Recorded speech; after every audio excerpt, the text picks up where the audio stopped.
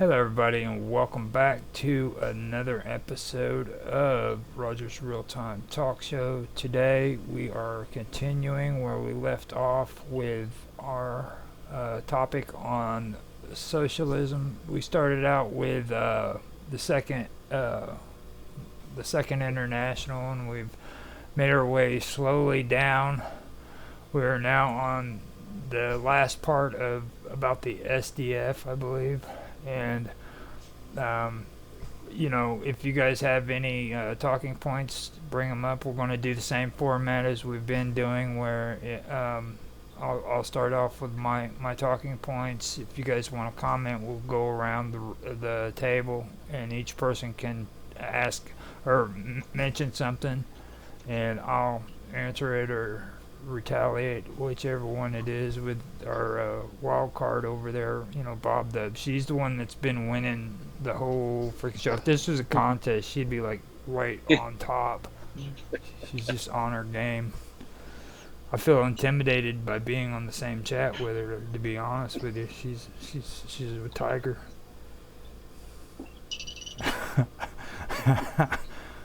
Okay, so yep. Oh, Roger. Not again. Thank you, Roger. You're welcome. Okay, so we've gotten to the SDF, and I'll read and see how long I can get. If it takes up to 2 minutes, I'm just going to end it right there, and you guys can comment on it if you want. But if if I feel like I'm going too far, I'm just going to stop like I did last week. So here we go. Despite the weakness of its adult organization, the SDF was instrumental in the development of the movement of socialist Sunday schools for children, institutions which taught socialist ideas and ethical principles to youngsters in competition with various denomination Sunday schools. Now that right there is something I wanted to mention too. I do want to bring it up as one of my talking points. So what they're saying is all the way back then they were actually going into Sunday schools and teaching children about socialism before they were even old enough. Most of them are probably not even old enough to even start school. Like this is Sunday school when kids go in and learn about God. So there's no real age limit there. That's something that I noticed. So during this interval, the SDF experienced the atrophy of its ultra-parliamentary right wing to the Independent Labor Party, the ILP. Or they experienced the atrophy of its ultra-parliamentary right wing to the Independent Labor Party, ILP. This party, led by Kerr Hardy, was a big tent party of the left, more heavily influenced by Christian socialism than by the atheistic Marxism of the SDF. The ILP also had the advantage of having Hardy as a member of the House of Commons after winning the West Ham South seat in the 1892 general elections. This enabled the ILP to argue that it was a more effective vehicle for change than the SDF. Prominent figures such as Henry Hyde Chapman, Ben Tillett, Jim Connell, and George Lansbury all left the SDF for the ILP. The British Socialist Party, BSP, this was a Marxist political organization established in Great Britain in 1911. Following a protracted period of fractional struggling. In 1916, the party's anti-war forces gained decisive control of the party and saw the defection of its pro-war right wing After the victory of the Bolshevik Revolution in Russia at the end of 1917 and the termination of the First World War the following year, the BSP emerged as an explicitly revolutionary socialist organization. It negotiated with other radical groups in an effort to establish a unified communist organization, an effort which culminated in August of 1920 with the establishment of the Communist Party of Great Britain.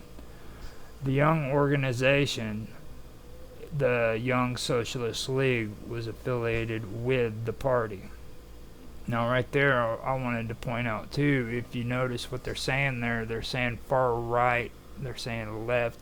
And when I have conversations with people about socialism, that's the one thing I always bring up. It's not about the left and the right. Socialism is in both of them. You know what I mean? And um, a lot of people today have an issue with that. They don't want to accept the fact that socialism is in not only the left wing but the right wing. There's actually conservative socialism as well, and there's also religious socialism as well as Marxist, you know, atheistic socialism. So it's that's why it's so hard, I think, for people to really understand what that's all about, because they don't believe that. So um, I know we have a lot to go there, so I'm going to stop it right there with the British Socialist Party and the end of SDF and what I talked about with the Sunday schools and stuff, because I think that's actually a pretty good topic to start out with. And plus, after that, it's the Independent Labor Party, and I know that's what Mark wants to hear about. He's been waiting all this time, so I'm just gonna end my talking point to bring that up next week, so he'll show up. So I'll open it up. We had we had Otto. You're the one that started out last week, right? Could very well be. Okay. We'll let Mark start out then this time. Yeah, that sounds good. Yeah. Okay. So it's interesting that you pointed out that the movement of the SDF coming into education in Sunday schools in what was it, 1892? mm-hmm. When you consider that what we would know as the long march through the institutions, the Frankfurt School of philosophy, the Frankfurt School, these concepts were sort of, generally speaking, post-World War II ideas. Whenever we talk about the long march for the institutions, the sort of takeover of the conceptual takeover of civil service by these groups, we always consider post World War II, and especially within the last, 20, 30, 40 odd years. So I just find that quite interesting that you're taking it back to back to the late 19th century. Mm-hmm. Yeah, I think that is an interesting thing too, because I mean, the thing of it is a lot of people don't realize England, Germany, and France were all very important to the socialist movement. You know what I mean? And then everybody thinks of Russia and the Soviet Union, you know, when they think of communism, and they relate that to Marxism and stuff like that. And that's communism, don't get me wrong, but England, France, and Germany were the big players out of it. Mostly Germany and England to be honest with you. And well, France from the sort of French Revolution onwards, and up to a point the US. It's also interesting that you made this distinction between left and right, or not a distinction, more of a merger sort of. And I hate this left and right sort of connotation personally. I believe that extreme socialism is extreme socialism no matter what. You talk about socialism just as a sort of full thing, but there is a distinction between extreme socialism and socialism. Something that I was thinking about when you were talking about it was the of the Nazi Party of Germany between 1920 and 1945. Which was officially known as National Socialist Germans Workers' Party. So, whereas these days, modern sort of language considers the Nazi Party to be not relevant as socialist movements are concerned, as in academia. Yeah, I agree. For me, my personal thing is, and I get a lot of crap from it for saying it, but like people always classify the Nazis as far right, extreme socialists, and Okay.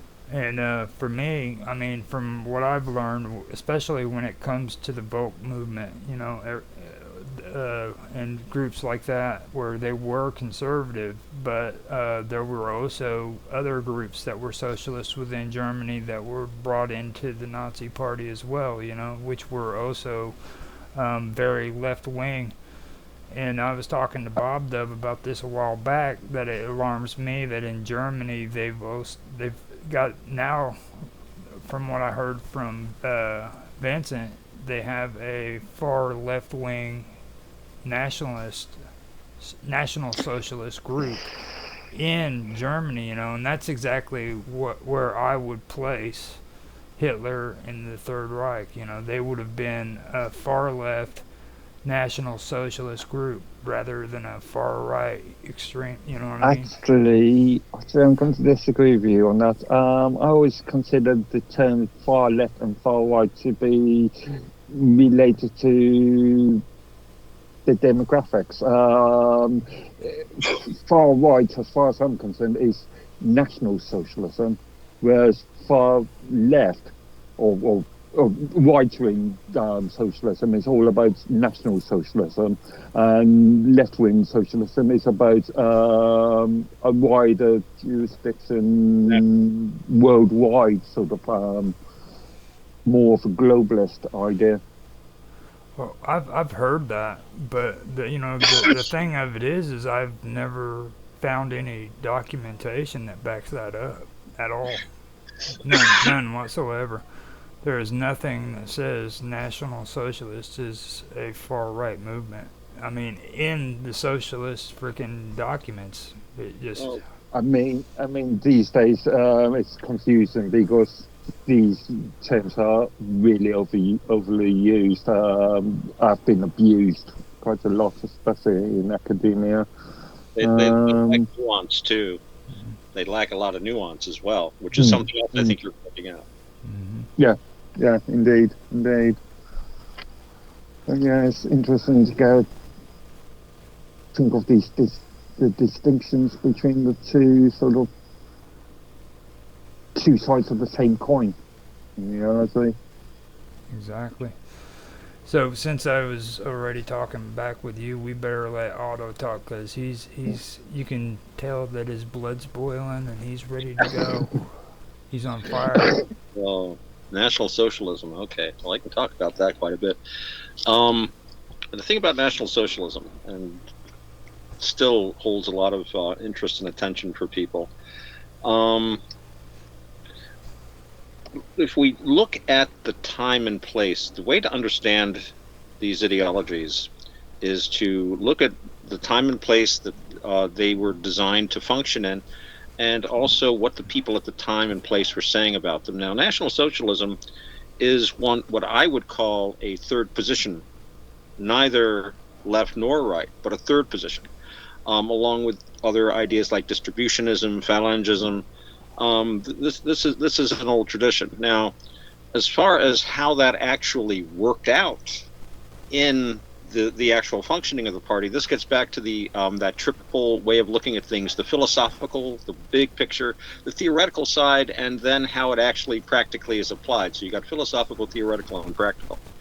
And the fact is that the party itself was, I get the impression, kind of its politics and political theories were to a certain amount ad hoc. One of the big drives for the party was to gain power, and I think power is often what drives any party of whatever pigeonhole you want to put it into. And within each party, you've got tendencies towards what you can call the left or the right. And in the Nazi Party, you had people that were pushing very hard to the left. The Nazi Party and the Soviet Communist Party worked quite closely together for a while at one time. Goebbels admired a lot of the stuff the Soviets were doing. He was not speaking that way in the 1940s, but in the 1920s and 30s, if you read his diaries, they were very impressed. A lot of the early Luftwaffe training was done with the assistance of the Soviets. So you had within the party itself, but then you had elements within the party that were very respectable, very respectful of large business interests. They liked that money. They liked that power. One of the points in the party platform was that they were going to do away with the giant department stores in Berlin. They were like the Walmart or Kmart of our time. They drove out small businesses. They turned, shop owners into employees. And this is something that Chesterton and Bullock talked about with their distributionism, the idea that, the economy needs to be more distributed among people rather than concentrated in a few hands. And there was a lot of National Socialist talking points about that. But when push came to shove, those big businesses were left right there. It's the same thing with sacrificing, and again, this is an aspect of National Socialism. There's a lot of people that like National Socialism. They have very pretty uniforms. There was a lot of anti-National Socialist propaganda that was continued after the war. It took a while to deconstruct that. So people have had they go back and forth, but they failed to realize certain elements of National Socialism that were completely incompatible with our situation today. It was very much a product of its time. It dealt with political issues, social issues that existed in Germany in the 20s and 30s. It has very little or nothing to do with the problems we're facing today. But I think I kind of went on digression there. But one of the things I was going to say about the National Socialist state, from what I've seen of it and the books I've read on it, and I've read a lot of the diaries and memoirs of people that were there, as it actually functioned. I mean, aside from the theory of the principle of leadership, and you would have all these, startlingly brilliant and strong men who were very responsible, but who had, they would have total power, but they had also total responsibility and could be executed if they got it wrong. But this would make everybody robust. And what it did was make a bunch of people frightened to make a decision. And it was like warlordism. You had the top Nazis were always jockeying to see who could put the knife into someone else's back. There's a lot of, like Hess, for example. There's people that feel he was encouraged to take his wacky flight just to get him away from the Fuhrer. And you remember Hess's chief of staff was Martin Bormann, who later became Adolf's chief of staff, and arguably the most powerful man in the Third Reich. I mean, Hitler had to sign everything, but you didn't get to see Hitler unless you made Bormann happy. He was also one of the personally most wealthiest men in the state, and according to rumor, was a Soviet agent, which is very interesting. I don't know if that's true or not. David Irving, who is probably the best scholar on matters of Germany during that period, seems to think it likely. But it's hard to tell. But anyway, yeah, if World War II didn't happen, if they had avoided, having Germany destroyed, I personally feel that the National Socialist state probably would have torn itself apart within 5 or 10 years of Hitler's death. As it was, you had an uneasy alliance between Goebbels and Himmler Goebbels and Goring, who was a complete. I mean, he was a waste of space as far as any sort of a governmental leader. I mean, when the German Air Force was facing its darkest days, when an entire nation of people were depending upon him to defend them from horrible death raining from the skies, and they were being overwhelmed, he went home and hid under the blankets for a week. He just got under the blankets and wouldn't come out. And they were begging Hitler to fire this guy, and he couldn't do it because it had to do with the politics, the warlordism. He could not give up Herman because at least Hitler felt that his own rule would come to an end unless he, again played those internal politics. So, and something else I was going to say about Marxism. This Marxism was Marxism, and that's it's a 19th century phenomenon. And as it evolved, it has evolved quite a bit. So we were talking about like Russia as opposed to Germany. The importance of places like Germany, France, Britain to the socialist movement. I think the reason was that under Marxist theory, that was where the revolution was supposed to happen, not Russia. Marxist theory had to do with, again, we were talking about this before, the great power in the world now was industry. Industry was shaping the planet, the amount of wealth pouring out of industry. It's the same thing like AI today, I guess, or the computer revolution. So they saw that the industrial bourgeoisie were the ones who had to be defeated. If you could wrest control of this most powerful item in our society from the industrial bourgeoisie and put it in the hands of the proletariat, that would be the power would be in the hands of the people. According to their theories, people that were living in largely agrarian societies, I mean, hell, they were just a step up from serfs in Russia, that these would be the last people that would ever be able to achieve socialism and communism, because they simply did not have the wherewithal, they weren't educated enough.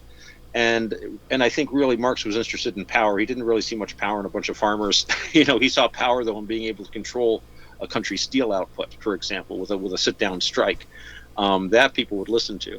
So by the time we get to the post-World War II era that Mark was mentioning, we're in the realm of Marxist-Leninism and really Stalinism, where these views are they're no longer as pure at trying to apply all of Marx's ideas. They've had to modify them, and you take your revolutions where you can get them too. These guys were like, hey, all these farmers are revolting, but we wanted to control the city of London. Well, you know what? Let's go. And so yeah, that was I think an interesting point of that. Marxism has evolved as like what's the old thing, no plan survives contact with the enemy. No ideology survives contact with reality. It has to modify, even if maybe it doesn't modify itself in name necessarily, but it has to modify in practice, or it simply can't last. So, and these ideas have lasted. So, but the only other thing I'd talk about is, again, but I was saying this before about, we can talk about socialism as an ideology and as a technique. That's the big letter socialism. But then there is simply what is a human behavior which you can call socialistic, of just sharing, basically, which I think is intrinsic to us to a greater or lesser extent. And I don't think we here have any problem about that. But I have occasionally come across people that confuse the issue. When we're talking about socialism, we're talking about a political ideology, or a politico-economic ideology. There we go. That would be. I love hyphenated words like that. So that's what I'm going to say. I think that's all my notes. That's pretty good.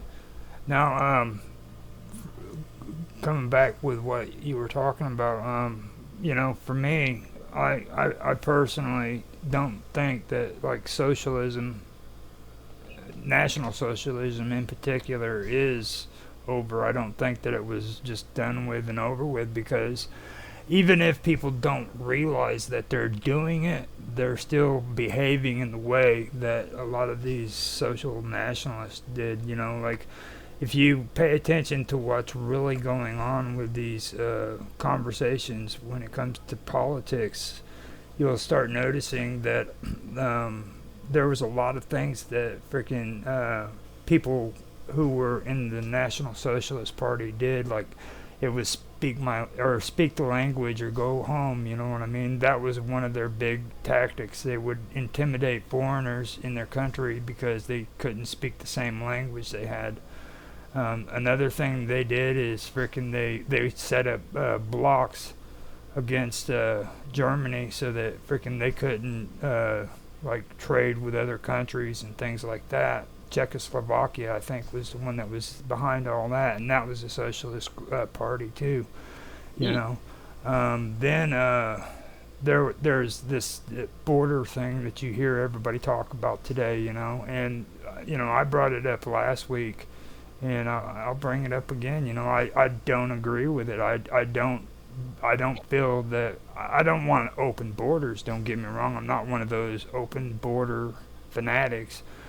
But at the same time, I know that it's a load of shit, telling people that they don't belong in my country because they weren't born here. I don't like the idea that I have to freaking pay taxes in the United States just because I was born in this country. They put my name on a birth certificate, and all of a sudden I owe them money. You know what I mean? As soon as I'm born. That's right. And they tax everything you make simply because of where you were born. That is kind of amazing. And then before Ellis Island even came along, man, we had immigrants coming from all over the world, and they came to the United States, and this was the land made of gold. You know what I mean? The streets of gold, where everybody had a chance to become something, and now they can't do that. And that's what it was. And then they created Ellis Island, and they started doing their socialist programs here. My family's Norwegian, and they're from Scandinavia. And when I think it was my great-grandfather came over here, he came over here, and they gave him the name Hanson, Hanson, Hanson, because I was from Norway. Now, if I was from Sweden, they would have said Hansen, S-E-N. And that was so they could indicate which country I was from, And that's all a part of it, you know what I mean? They want to make lists and categorize you, find out where you're coming from and and do it by your last name, So for me, I don't feed into the whole, speak our language or go home. Huh? You know about what year they came over? Oh gosh, I know that it was right during the 1940s, I'd say. I know they were. It was during the Russian Revolution, because my family is also related to the Brozdas, and the Brozdas were Russians, and that's how my great. Oh yeah, a lot of people were getting out of there at that time. Mm-hmm. That was a good time to leave that area. Yeah, he had to flee Russia, and he actually met the boat that my great grandparents were on, and he married my great grandfather's sister. Interesting. Yeah. One point I want to bring up.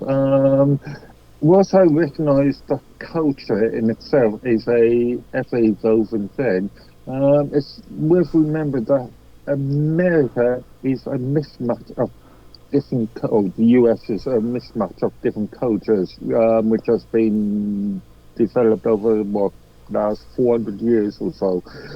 Whereas a country such as Britain has a long-standing cultural sort of heritage. Well, I would actually disagree with that too, though, because like everybody calls America American Kool-Aid, but like you got to also take into consideration how much of influence England has. Like, you guys have the Welsh, you've got the Scottish, you've got the Irish, who were all mixed in with the Scandinavians. When the Vikings invaded your country, they migrated and made Yorktown. So... Yeah, but we've got a much more longer sort of viewpoint of culture rather than... You guys are more... you may have. You guys are more Kool-Aid than we are, to be honest. but the cultures, I think what Mark's point is, though, you've got Welshmen, you've got Cornishmen, you've got Englishmen and Scotsmen, but they have been very distinct people for a very long time. And this kind of gets back to the idea we were talking a little about last week. For most of human history, most people never traveled more than 10 miles from their house. That was one of the things that started making countries like America different. And not just America. That's when England started to go, all of a sudden it's like, hey, let's go to India, woohoo. But people started traveling huge distances. And so even people that were living very close to each other for a very long time, they had a long history of being distinct. And that means you're going to have different dialects, different languages. We forget the United States is huge. I always say it's not one country, it's 50 little countries. And then each little country has all kinds of weird little variations of this and that. But everyone more or less speaks English, although you could argue about the kind of English they speak. But in Europe, you can travel to what is to me a very short distance and cover, a half a dozen languages, different languages. So I do think that in the old world, if you'll pardon the expression, people had more of a tendency to stay distinct for a very long time. And there's always some mixing and stuff.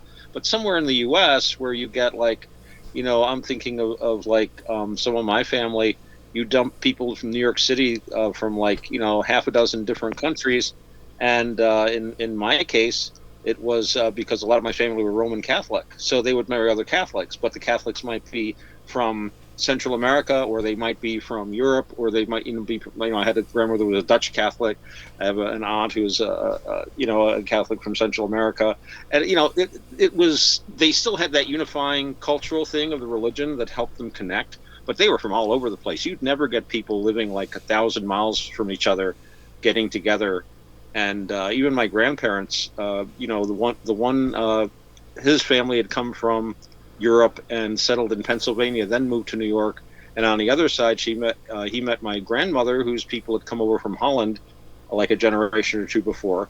And it was like, somebody who ultimately came from Ireland and somebody came from like, the interior of Europe. Again, that's a lot more than 10 miles apart. Probably wouldn't have happened under normal circumstances. So I do think there is a difference with some countries than others. You're going to have more ease of mixing. But at the same time, I also know that especially today, people don't have the same reservations about mixing and meeting other people and traveling a little bit. You're not going to the, oh my goodness, the wild Irish, as they used to refer to them, or if you're going to Cornwall, I hope you make it back. Kind of those Cornishmen can be really. And the Bruces and Tuffy at some people. I know some people that have not gone out of the sort of environment ever. So yeah, it's comfy, I guess. Now, one thing too, though, like especially when it comes to England, like a lot of people, Mark probably knows this. We've had this conversation before, but like there's a lot of things going on in England that people aren't really aware of. Like each town, okay, and this has to do with what I'm talking about. Like each town has their own special kind of games that they play. Like they'll have their pubs set up, and they play like different freaking kind of games, and you can go to different towns and play different kinds of like sporting games. Like here in the United States, how we play horseshoes. They got like 500 different kinds of games like that they play in their pubs. And cool. and it's just different influences from different cultures, and all of this has been going on, like you said, over a long period of time, but it's coming from the Welsh, which span all the way over to Germany. You had them coming up out of France. You had them coming from Scandinavia. And some people even wonder if maybe they were coming from the Americas through the Icelandic areas too. So there was a lot of things going on there. I mean, England is a melting pot. That's the best way of saying it. Like there's a lot of mixing that happened there with different cultures and stuff. So Celts, I guess, and Germans, Saxons. Mm-hmm. Very interesting. I'm not so sure about every single town having their own games. I mean, I don't go to pubs that often these days, but when I have, it's usually things like darts or bows or think 10 penny bells, something off, something that is very, or pool, something that is very similar from pub to pub. So, have you gone to like outside of your town to another pub outside of your town? Yeah. Obviously, been to various pubs in my time. No, I'm talking. Not that much. You know, like Well, yeah. Hard to remember. yeah. You're probably there to drink, not play games. So it's like, Well, I've actually I seen. don't tend to. I've seen Mark drink. He's not really a drinker. I thought he was going to Not get. anymore. When I was young, oh yes, when our younger, livers were much stronger in the old days.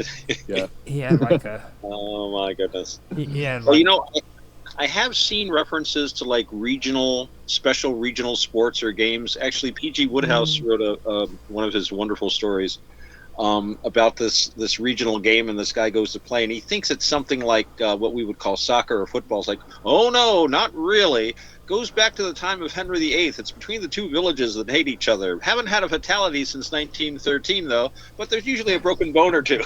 And he's like, what? And they're throwing him. He's in his like football gear, and he's all thinking, it's like, oh no, this is a little regional thing, and very historic. But so yeah, though I have heard of like really nice, cool old traditions being preserved in different regions. But a very old country compared to the United States. We're such a young land compared to a place like Great Britain or anything on the continent. But we're we're older than New Zealand though, I think. So Yeah, that brings us to the wild card. We're going to start calling her the tiger or the tigress. It's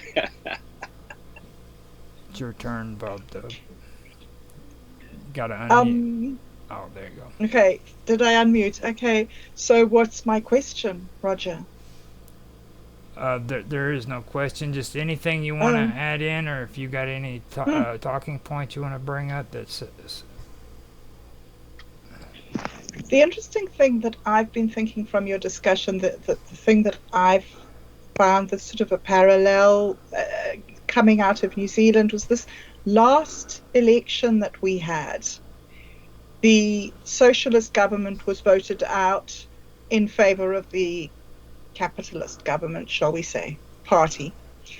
And one of the big things that was talked about a lot at the time when that sort of change in public opinion happened was the push that they had towards banning cigarettes.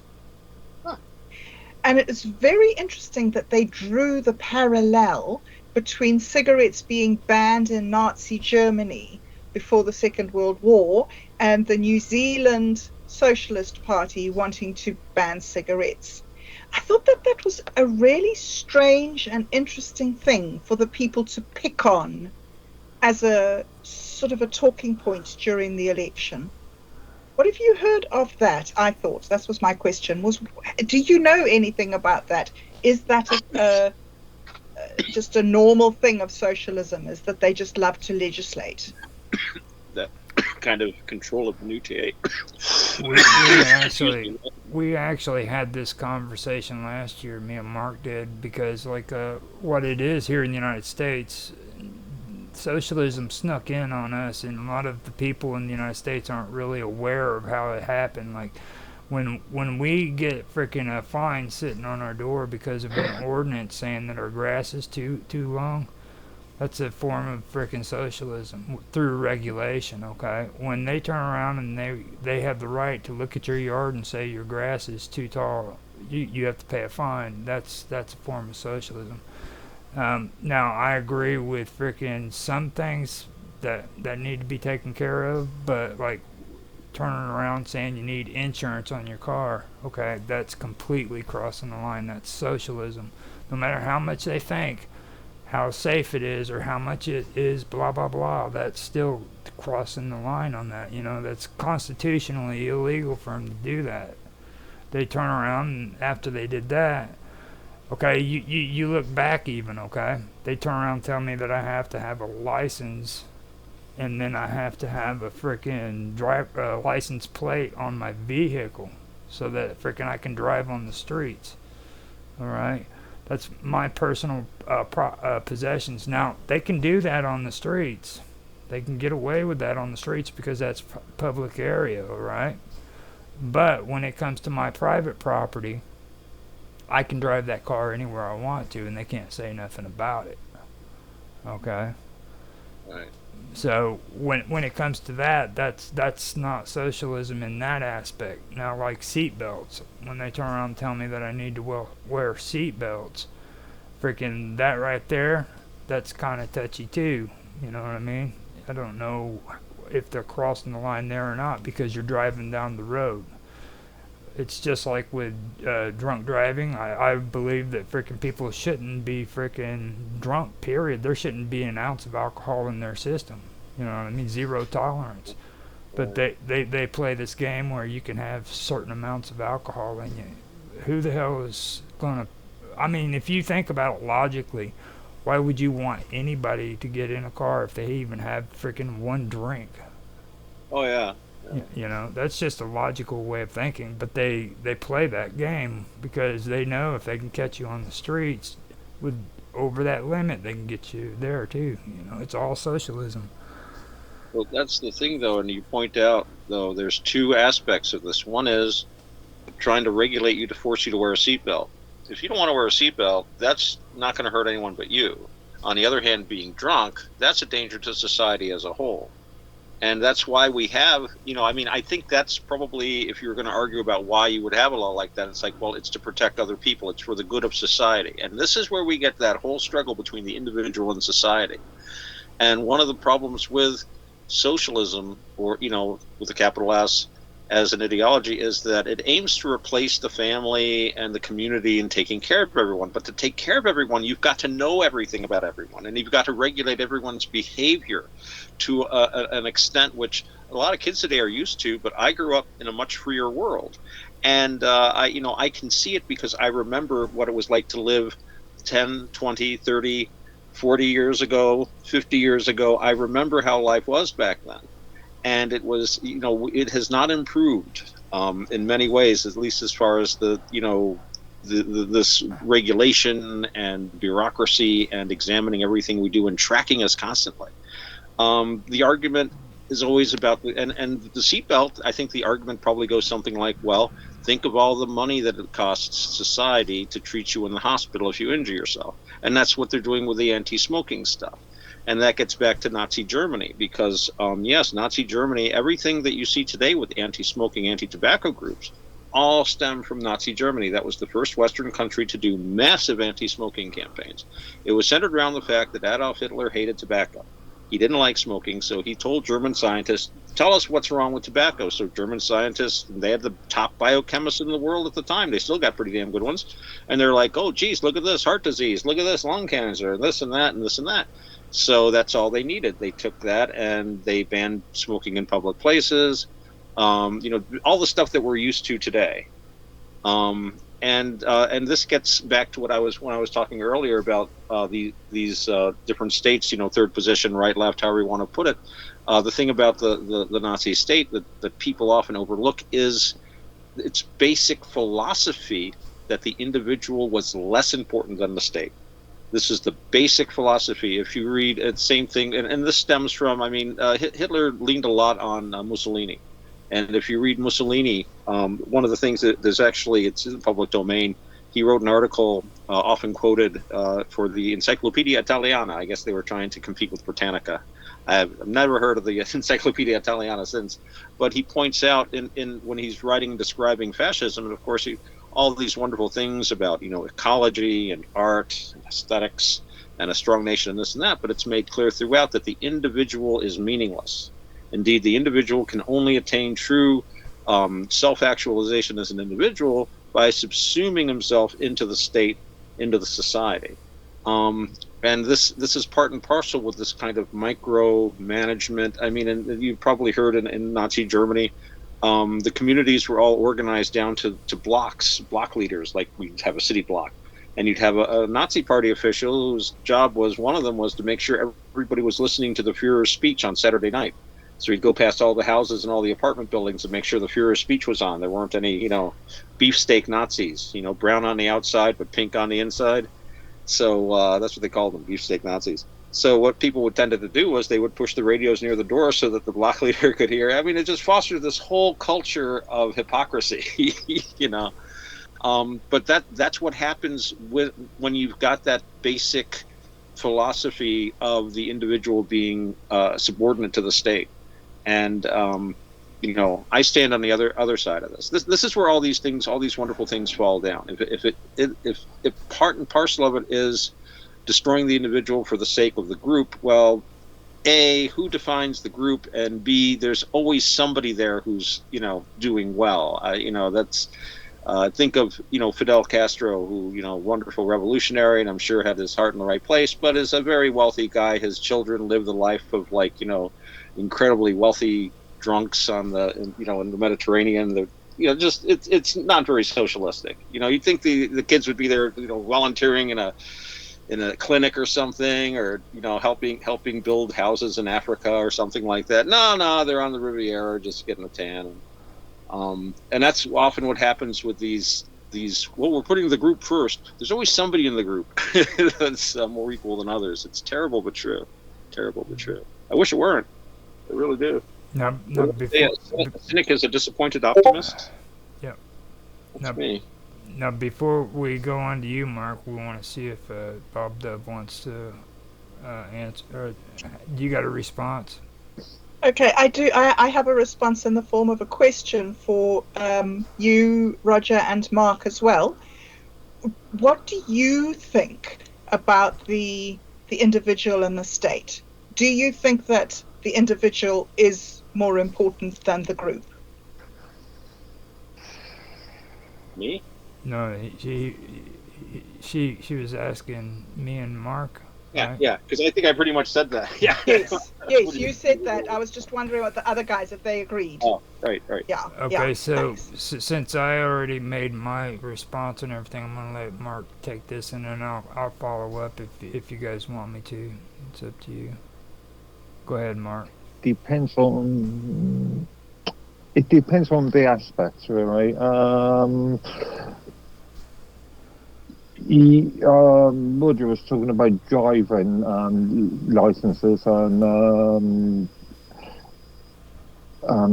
that sort of thing. And the thing I was thinking about when he was talking about license numbers is how do you identify a car or driver if an accident happens. So the idea of having everybody being forced to have a license, I argue, is an important factor.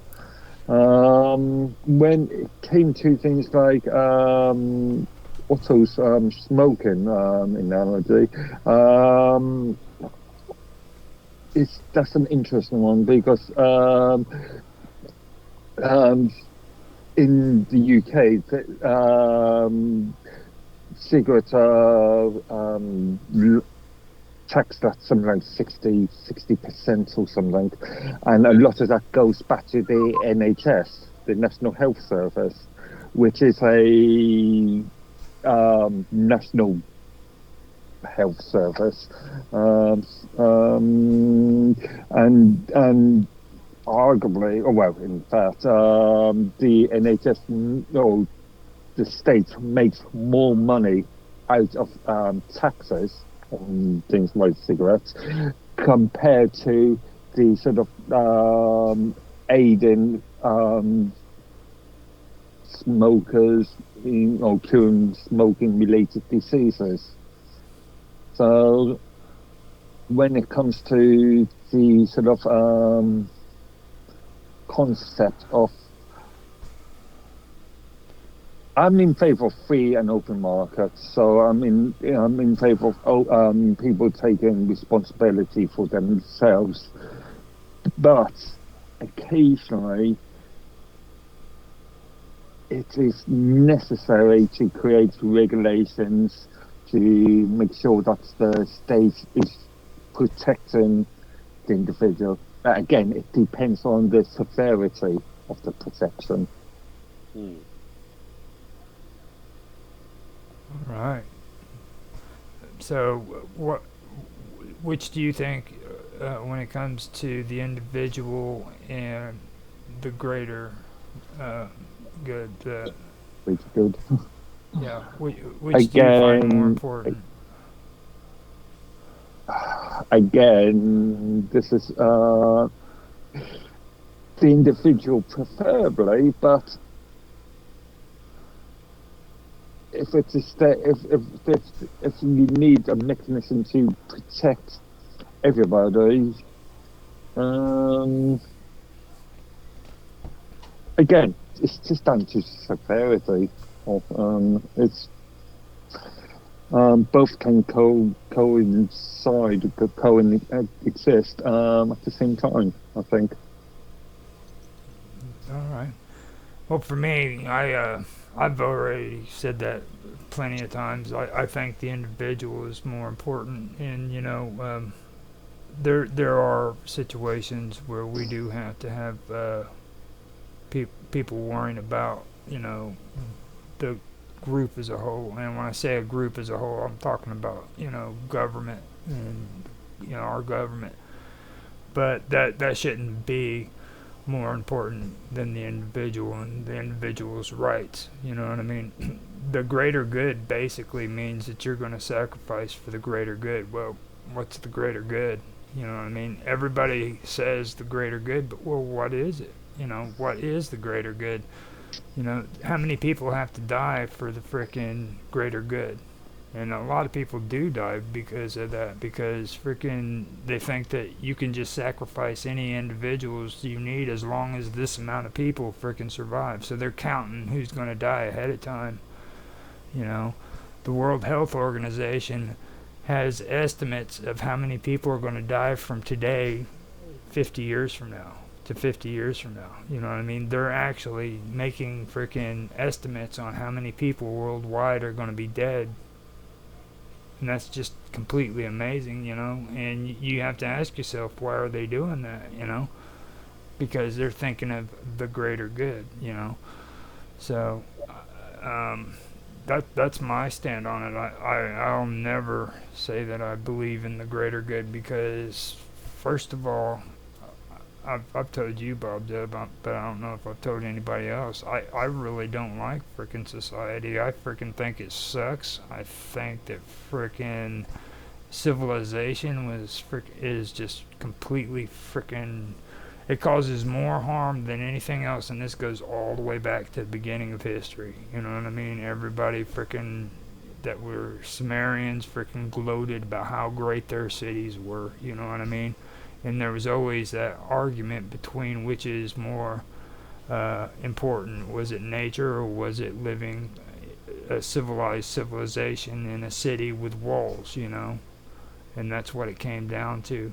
And it's like me, you, and Otto had a conversation about Shakespeare, and I brought up the thing about frickin' Venice, okay? Venice was one of those cities that did that, and all of Europe for the longest time did that, where they denied people the right to leave the town so that they could, quote unquote, protect their culture. You know what I mean? So people who had trades couldn't leave one town and go into another one, because then they would be giving trade secrets away to the other freaking town, and that's the way they did it. They did it for a long time. So that's the kind of stuff that I don't agree with. So I hope that's a good enough answer. Those are brilliant answers. Thank you very much indeed. That's really interesting. I wanted to bring up something too, just in the interest of talking about something which is a positive way that the individual can be surrendered to the good of a larger group. Is I'm thinking of something which the non-Americans here probably have never heard, well, you might have heard of it, but aren't aware of or don't have the experience with. But here in the United States, the backbone of our firefighting for the entire country is something known as the volunteer fire company. And a volunteer fire company is a very unique thing. And there are laws that protect them and protect the companies and give the individuals certain rights and protections, because these people are the only way we could have firefighting service in most of the country. for most of its history.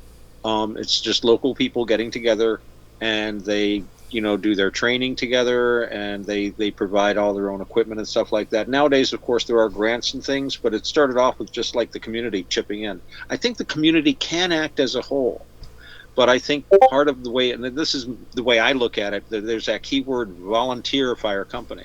It's people aren't coerced into it. Nobody forces you to go be a firefighter. They're not getting you on a bucket brigade at the point of a bayonet or anything, but that people can come together and take action collectively. It can be done without coercion, or more than the social pressure of, oh, come on, let's all help the community. Okay, we'll do this, sort of thing. And that is a time when the individual kind of says to him or herself, okay, well, I don't really want to get up at 6 a.m. to help build the new firehouse, but come on, let's go do it, kind of deal. There are times to sacrifice, and there are times when you can come together for a greater good. But I think a key is, I don't like the idea of people being, again, at the point of bayonets, being pushed towards the front line. Oh, it's for the greater good, comrade. Here's a rifle and 3 bullets. You won't need more than that. And next wave, you don't get guns. You'll pick up theirs. Okay, which is, I believe, how the Chinese army did it in Korea. So I used to know a guy that made a machine gun there. That's another story. But yeah, so there's greater good and greater good. But there are times, I think, when the community can act together, and even you can even look at laws about things. If you say, in a sense, like, I want my property protected, but I don't want to have to stand out there 24/7 with a gun. I'm not even a very good shot. But if the people in the city get together, they contribute to the city funds, and they hire a police force. And now there's people that professionally go around, and I can go to sleep at night and not have to worry stuff. And if something happens, I can call. And as any homeowner will tell you, you will occasionally have to call the police, and they have uniformly gotten here in less than 5 minutes and been uniformly courteous and helpful. So I don't mind making that contribution to my city taxes, my property taxes and stuff, because I am getting services back. It's convenient for me and my neighbors not to have to organize our own police, because if you think about it, if we didn't have a police, we'd have to organize our own police, and basically we would create a police force. Well, we've got one, so it's just a way. So this can be, although in this case, yeah, if I don't pay my taxes, I get in trouble. I've tried that. It doesn't work not paying your taxes. But yeah, I've had some very sharp arguments with the city about it over the years, but we're on good terms now. But anyway, so there are ways, I think, where it's, because much as I would, I love that show, The Prisoner, with Patrick McGowan. I don't know if anyone here has watched it. I will not be pushed, filed, stamped, indexed, briefed, debriefed, or numbered. And that was a great show, but you couldn't really have a whole society like that. And society, it would be such an intensive, exhausting way to live, really, all the time. We need to have cozy in our lives. And we need to be able to create new generations of people. We need a certain amount of relaxed coziness, and that means, humdrum civilization. Much as I know, Roger, it's not my favorite thing either, but we need to try to use the good bits of it if we can. And that whenever you talk about that, Roger, I think about Jack Vance. He wrote several books where he talks about urbanism and the way people living in extreme urban civilizations get completely disconnected from reality, and basically can't even take care of themselves and just shrivel up, and just it eventually. You should read some Jack Vance.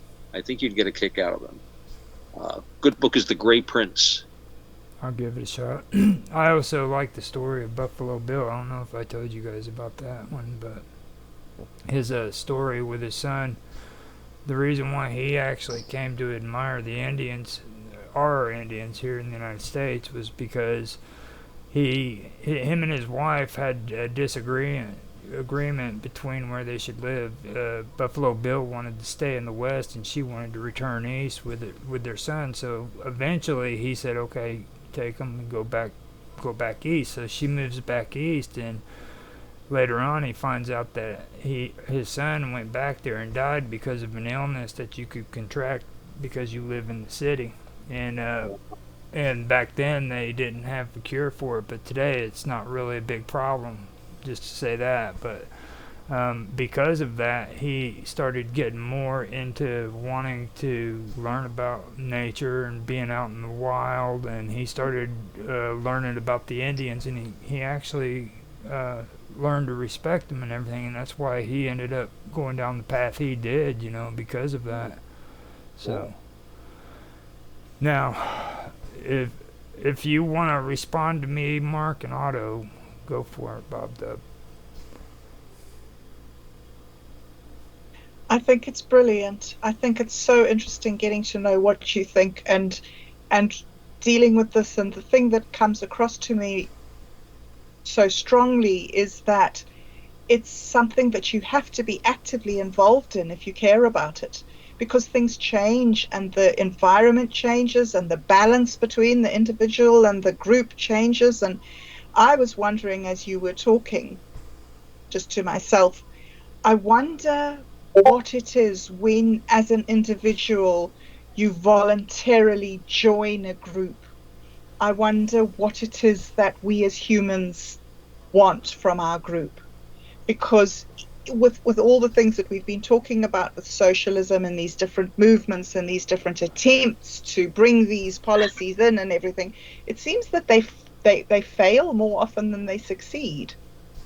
So it's really fascinating to me this way that individuals and groups, like they're the same thing, but they're not the same thing. Yeah, so it's just very interesting to hear what you guys think. Okay. Now it's your turn, Otto. You gotta come up with something. Hopefully you didn't speak about everything and you held something back, because That was it. It's your turn. It's your turn, dude. Talk about the weather, I guess. And well, which has been rainy here lately, which was interesting. But I could say that I think again, and this is something talking about like greater good, lesser good, and this is something that I know a lot of people that are Second Amendment absolutists, and I can appreciate that. But there's also an argument, and this is more or less the case in where I live, the state in which I live, is that you do have a right to own a firearm in New York State. And last I checked, they may have changed this, but you can own any kind of what they call a long gun. You can get yourself a shotgun or a rifle or whatever that you want. But a handgun is considered to be something different, because a handgun can be used in the commission of a crime very easily, and most shootings are done with handguns. So while while everyone has access to firearms, I can understand when the community would want to limit access to firearms to certain people who are mentally unstable, who have, might be habitual criminals or have, criminal background records. So in New York, if you want to own a handgun, you go to a judge, an elected judge who's been elected by the community, and he just basically makes sure that you're not a nut and says, okay, here you go. But it's a way to keep a check. And again, it's not a question on the way the way our laws are here. Owning a weapon is a right, and every time they restrict that, it's always in terms of, so it's not like you don't go to the judge and say, I need this, because you don't need a reason. You can present reasons. You can say, well, I'm delivering money to the bank every night from the restaurant I work at. I'm carrying thousands of dollars. I'd like, that certainly can be something you can bring up. But you can just say, well, I want to own a gun. And usually they want a couple of, it's almost like a job application. You get like, I think 2 or 3 people in the community to, give you a what do you call, reference. And you go to the judge, and it can be very routine, actually. But it is a way for the community to also have a say, because I know people that I'm glad they don't have handguns, because they're, people that are too drunk or on the wrong kind of drugs, or who are just violent people. And I can know, okay, if this guy's going to just decide to go crazy, well, if he's walking down the street with a rifle, he's going to be stopped pretty quickly. It's hard to hide somebody, but you can walk, with a handgun is very concealable. So that's a case where people do have the right to bear arms, but at the same time, the community feels like it wants to restrict access to firearms, certain kinds of firearms, to certain kinds of people.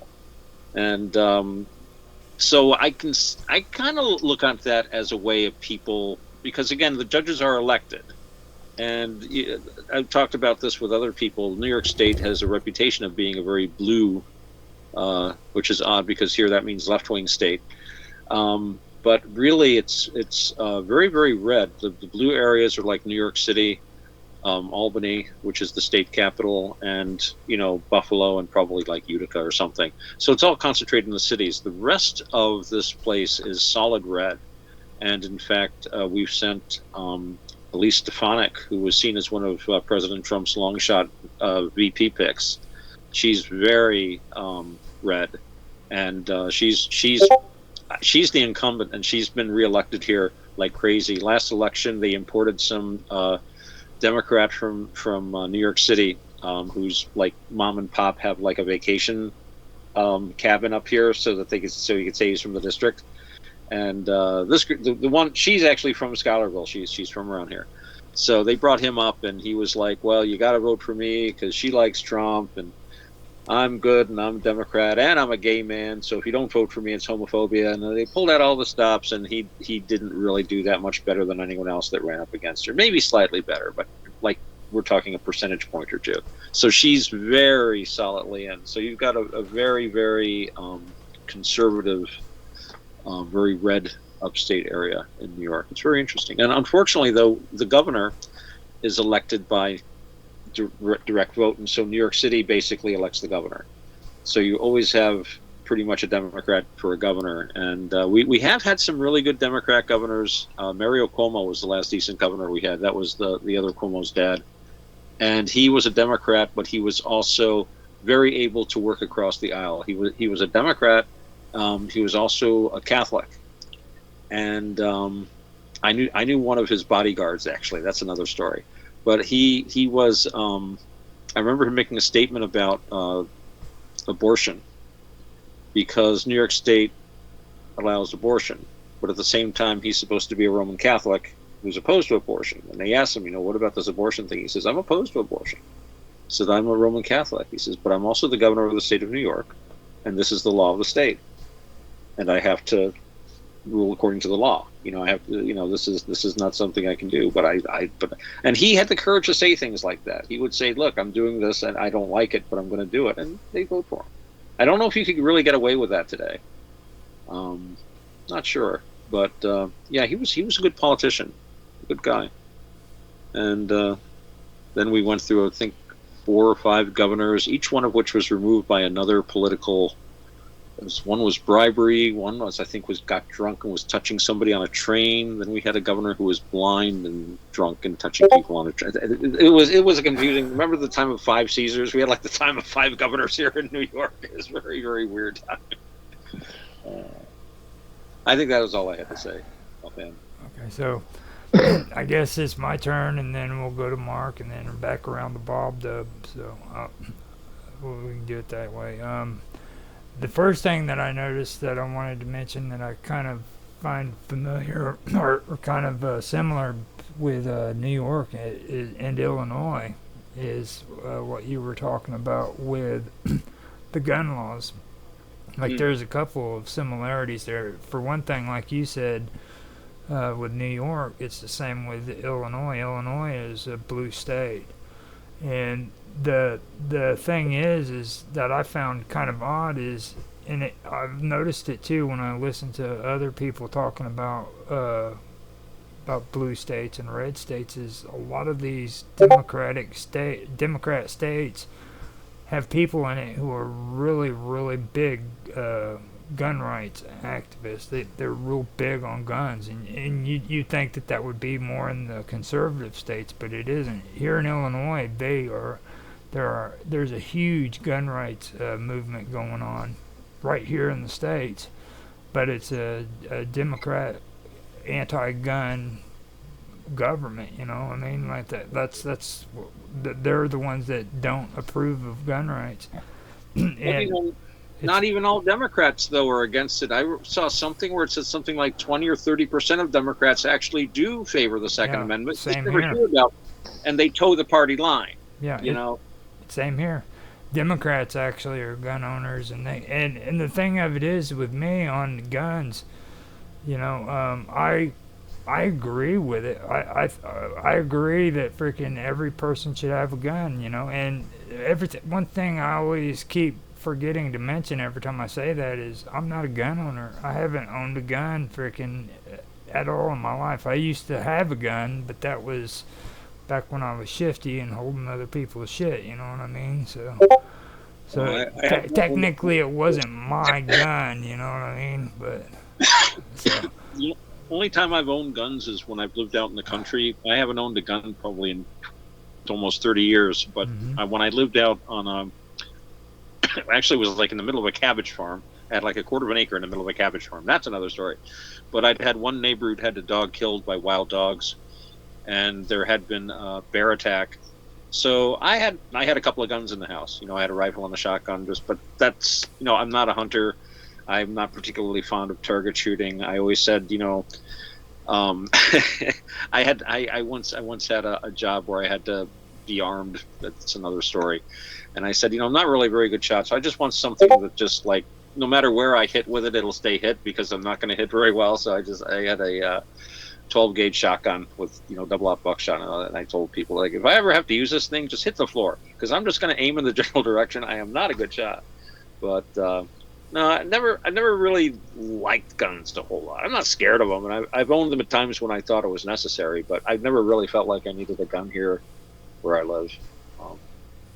Feels pretty safe, actually. But if I lived out in the country, you know, where there are wild animals, and especially around here in upstate New York, we've had these coy dogs, which are apparently coyote and dog. They're basically getting really big and filling like the wolf niche. They've been talking about reintroducing wolves around here for a while, and I think some people might have tried, but actually nature abhors a vacuum, and I've heard and seen some really big dogs up in the woods. And yeah, so yeah, there are certain situations where I think, yeah, I feel better if I have a firearm. So that's simply what Darwin has given me. You know, that bear has like, you know, 800 pounds and giant claws, and I've got Mr. Mossberg with alternate 12-aught buck or you know, buckshot and slugs, which ought to discourage, I figure, any bear. Warning shot first, of course. I don't want to actually injure anything as a good Buddhist, but I figure just the loud. Mm-hmm. Well, the thing about the guns, though, a lot of people get a misconception of that here in the United States, too, because they don't really understand why it's so important for the individual to have gun rights, okay? It's cool to go out hunting and everything and, you know, to defend yourself, but the whole reason why the Second Amendment is even in the or not the Constitution, but in the Bill of Rights, is because freaking we have to have arms so that if we end up having a tyrannical government, us as individuals have to be the ones who overthrow our own government, and you know what I mean. And I think people forget that fact. You know, that's one of the only reasons why I support guns, because that was sort of kind of implied in some of the writings of the fathers, and more than implied. Yeah, I don't think it was ever spelled out too directly, but yeah, I think also there was a tradition coming from, you know, our British, actually more English than not, origins of the free man being armed. You know, that's why everybody walked around with a rapier, you know, in Elizabethan and Jacobean England. And that's when a lot of the New World started. You know, that's the late 1500s, early 1600s was when we started turning attention to the New World a little bit. Jamestown. I mean, it was shaky beginnings, but this is what we looked to. And then later on, well, New England and New York. Thank you, Holland. We'll take over here. That was pretty good. I read about that years ago. I think they basically they just sailed into New York Harbor, well, New Amsterdam Harbor, and the Dutch had like nothing. It was just like, you know, the governor and a couple of policemen, and he's like, here's these British ships bristling with guns, and they said, we're taking over here, and they just said, well, yeah, okay, I guess you are. It was very peaceful, I guess. But yeah, so there was that tradition of being armed, you know, a free man having weapons at his side. And of course, we were quickly a frontier society. You needed to have the guns. Again, you know, Indian wars, wars with other powers. You know, we had the 7 Years' War here. We called it the French and Indian War. You were basically in a situation where a firearm was a natural thing to have, and our country stayed wild. Although the further west it went, other countries could settle down. I mean, I don't think many people in Victorian England were walking about with loaded revolvers on their hips. Sherlock Holmes aside, maybe in a hip pocket. But meanwhile, well into the early 20th century, you had guys in the West riding around with a couple of big old 6-shooters and this and that, and this was a perfect. And there are still places in Texas where you can go. I am assured that there are places where people are openly carrying and wearing their guns and stuff. Certain bars and stuff. Sounds like a recipe for disaster to me. A buddy of mine went down there and said his friend met him at the airport. Says, "Well, let's go get a drink." So they stopped at this bar, and the guy pops open his glove box. He's got like a couple, 2, 3 different pistols in there. He says, "Now, which gun do I want to wear into the bar?" And I'm like, it's like a fashion accessory. And I'm like, alcohol, guns, something I've always shied away from. I do have a couple of stories to tell about that too. I'm not going to tell them right now, but I have seen and participated in really, it's unskillful. I know from experience. Now, another similarity that we have too is the blue and red thing, like you were talking about your capital and then New York City being blue and the rest being red, and that's exactly the way it is here in Illinois.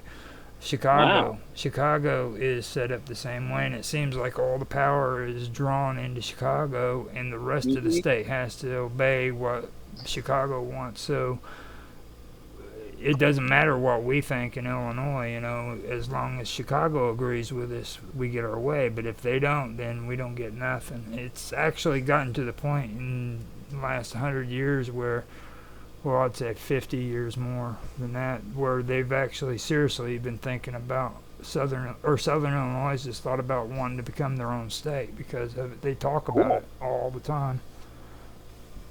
But it's the same situation. I find those two things more odd because I hear about it too in other states that talk about the same thing. It seems like the Democrats have somehow, or both parties even, have somehow figured out a way of monopolizing the voting districts to where frickin' votes matter more in this area than what it does in this area and so forth. So I did see something. There's been a lot of talk about secession or mini secession or micro secession. I hear there's something actually going through. I think it was down in the state of Louisiana, where a town was separating itself from a larger town simply because this area had less crime, and they were sending they want their own school district, and they want their own township basically because the children are suffering at the school. And it's just really horrific. And there's a basic different culture. And apparently, it's passed some hurdles with the state, so it looks like they're on course. It's very small. It's basically creating a new township or something. But if they're going to be able to do it with a whole state, they're going to have to be able to do it legally with a township first. So that's something to keep our eyes on. Look that up later on and see what they're up to. I read about this a few days ago, maybe last week. okay, Mark, you got anything you want to say about what Otto is talking about? Well, really, my talking point is related to the idea of the sort of greater good and the sort of creation of default states. I mean, in the US, each state acts as its own sort of independent government, up to a point anyway. In the UK, we have seen this, well, what has become a disaster in relation to the Scottish National Party and the Welsh Assembly, where even the London Mayor thing, where the idea of devolution was to give more power to these areas as a whole, but in reality, what's happening is more centralisation within those areas. So in Scotland, you'll have more power going to Hollywood. Areas like Isles of Skye, Isles of Skye, are totally ignored. And with London, you've got the mayor of London that's just got another term. God knows how, but he got another term, and he wants to push out the idea of things like more central London-based concepts such as the clean air policies into areas where it's just not necessary. So, yeah, in Otto, you brought up the idea of you've got a centralized viewpoint for New York City, but all the outer areas, outer boroughs, are being ignored up to a point. So, yeah, there is the devolution is a good idea in some respects, but how it's, as far as I can see, in the UK, how it's being managed at the moment is more centralisation, but not from Westminster, from those other areas. Yeah, we're ignored and taxed. They do tax us, but otherwise they ignore us, and it's very frustrating because you feel like all of the wealth of upstate. I mean, yeah, some money does come back from the state, but it goes down to the state coffers, and so much of it is spent in New York City. Mostly, it's always been talked about, never going to get done. Just removing New York City, just making it its own state. It's practically a state. You know, the New York City Police Department is larger than the United States Coast Guard. They have like anti-terrorism units. They probably have jet fighter. It's an amazingly huge place. Yeah, it's just but yeah, when you've got that imbalance, I've always said we need an electoral college in New York State, so that people from upstate would have, some say in selecting the governor. But it does feel, but it's essentially, you're getting me thinking about the United States again, and it's like it is really like 50 different countries. And as far as I'm thinking about my own life, the federal government has almost the only real contact I have with the federal government is my taxes, federal income tax, and that's all done through the IRS. But other than that, everything that I interact with is usually either city or county government or state government. The feds have no real, I mean, technically the feds have jurisdiction. I remember this Australian guy I met once, I used to work with, and we worked at different places, but we were working together one day, and he was a pothead, and of course back then it was illegal, and he couldn't understand this, like, before he came over, he researched the federal laws, and the federal laws on pot are very strict. You can go to jail for just like a little joint and this and that, and it's like zero tolerance. But then he got here and he discovered that you could be in certain states and the laws were much more relaxed. And then on top of that, you have, like here in New York State, there was simply no political will to actively go after either pot or things like psychedelic mushrooms, the soft psychedelics at all. Unless, you'd have to basically be walking down the street waving a lit joint over your head and going into the police. I remember somebody who actually went into a police station with a joint because he wanted to be a cool, rebellious, and get put in jail for it. They kicked him out. they wouldn't arrest him. They said, "Get out of here! Just go." So, yeah, it can be a little confusing, but really for most people, what's happening with your state government is really, and what's really funny is I have no idea who the names are of the governors in all the states around me. But if I talk to any, and I live just a few miles from 3 different states, and I have friends from there, and they go on about their governor who, and I go on about my governor. They're like, who? Everybody's concentrated on their own governor. Everybody's governor sucks too. Whoever you talk to, they complain about, and I complain about ours too. So, but yeah, the federal government is really non-existent in most people's lives, except for things like taxes mostly. Under last I checked, and again, I'm not an expert on this. This is not meant to constitute legal advice or anything like that. But the state constitution has like protection of certain rights the way the federal constitution has. But basically, anything that the federal constitution or federal law doesn't cover is completely the state's jurisdiction. And also, if the state constitution and the federal constitution come into conflict about like something about a person's rights, the benefit of the state constitution is given. Basically, you have more privacy, for example, under New York state law, it's in the Constitution, than you do under the federal Constitution. So that trumps the federal Constitution for a New York State citizen in New York State. So as long as I'm in New York, I am under the jurisdiction of the New York State Constitution more than I am the federal Constitution. It'll trump the federal Constitution. On things like that. You can't do things like introduce slavery in the state constitution. Although it'd be interesting to see them do that. I wonder what the reaction would be. But no, that would be, because it would go against federal law, it would be invalid. It wouldn't work. They would just laugh if you tried to.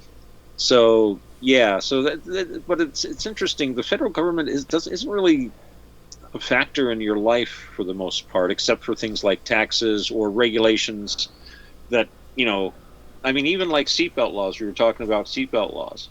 49 out of 50 states have seatbelt laws. One state does not. That's New Hampshire. And the federal government could not make a law covering all 50 states for seatbelts. So what they did was the federal government does provide a lot of money to states for highways. So they basically did something which tied highway funds to passing a seatbelt law. So each state legislature was told, if you want the money this year, you got to pass the law. Every state except New Hampshire lined right up, because some of them get a lot of money, hundreds of millions of dollars. So yeah, seatbelt law, and plus all the arguments, hey, it saves lives, the insurance industry loves it, blah, blah, blah, blah. So, but New Hampshire wouldn't do it. They keep your money. We're living free or dying. Their roads are pretty bad there, but still, they don't need to wear seatbelts on increasingly bad roads. I don't know, every so often you read about accidents in New Hampshire, but yeah, so the federal government is really created by the states, and that's something we lose track of that because the federal government is very full of itself, and of course it's the thing that negotiates with foreign governments, it directs the national armed forces and stuff like that. But each state also does have its own armed forces, which are directly under the control of the governor. And actually, I read an interesting article. Even though they've tried to reform this, basically, if like the president says, send your National Guard troops here, there, they do, but they don't have to. A governor could get up on his hind legs and say, no, you can't have them.